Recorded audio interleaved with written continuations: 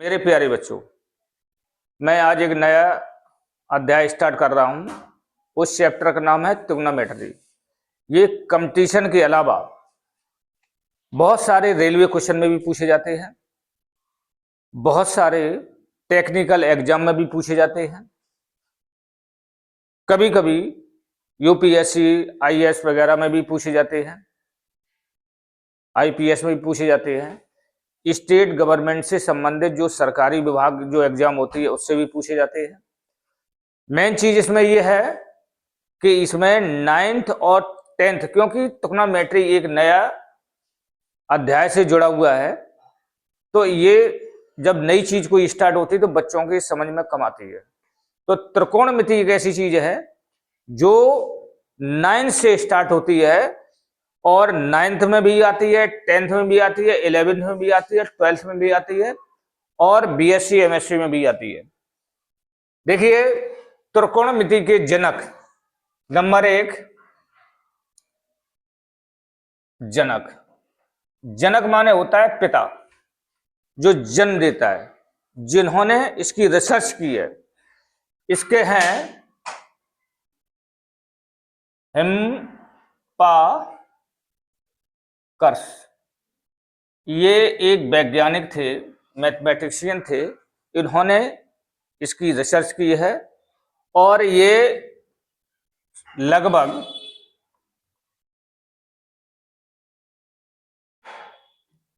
1990 से 1920 ईसा पूर्व में, बहुत पुरानी बात है। देखिए, जब ईसा मसीह का जन्म हुआ था, उससे पहले की बात है। ये उससे पहले की बात है कि देखिए, त्रिकोणमिति कोई वैसी चीज नहीं है। इस पे इन्होंने केवल ये बताया है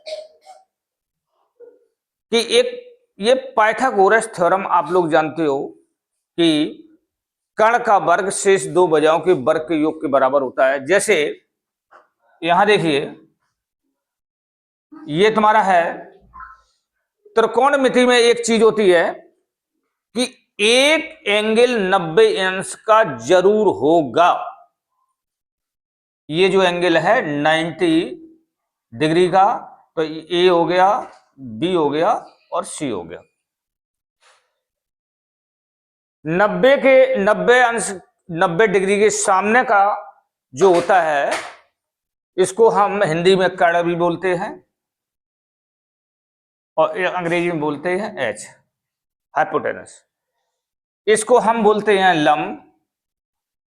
लंब, और इसको अंग्रेजी में बोलते हैं परपेंडिकुलर। इसको बोलते हैं आधार, इसको बोलते हैं बी से।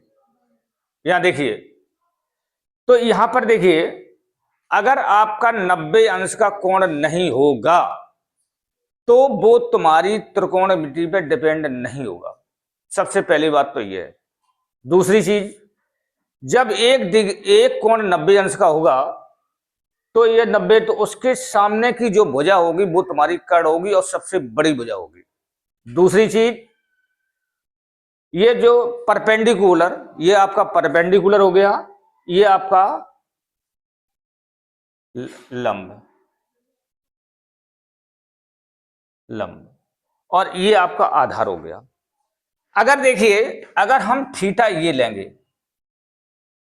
यहां देखिए, ये थीटा लेंगे, तो हमारा नंबर 1 है कि 6 हमारे एंगल हैं, 6 हमारी त्रिकोणमिति में। जैसे पहला है sine theta equal to BC upon AC, इसको हम बोलते हैं P अपॉन H। दूसरा तुम्हारा हो गया cos theta equal to AB upon AC, इसको बोलते हैं B अपॉन H। इसके थर्ड में है हो गया tan थीटा इक्वल टू ये अपॉन ये। देखिए, लंब अपॉन आधार या लंब अपॉन परपेंडिकुलर अपॉन बेस, तो BC अपॉन AB। ये BC तुम्हारी परपेंडिकुलर हो गई और ये बेस हो गया। इसके बाद में देखिए cot, cot theta is equal to, अब इसको उल्टा करते जाइए,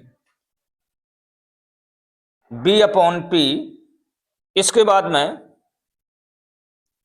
कॉट के बाद आ जाएगा सेक, सेक थीटा।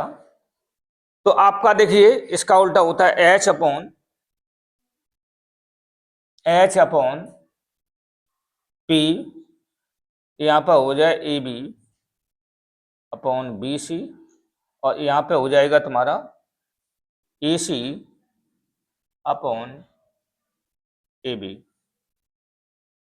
और इसके बाद में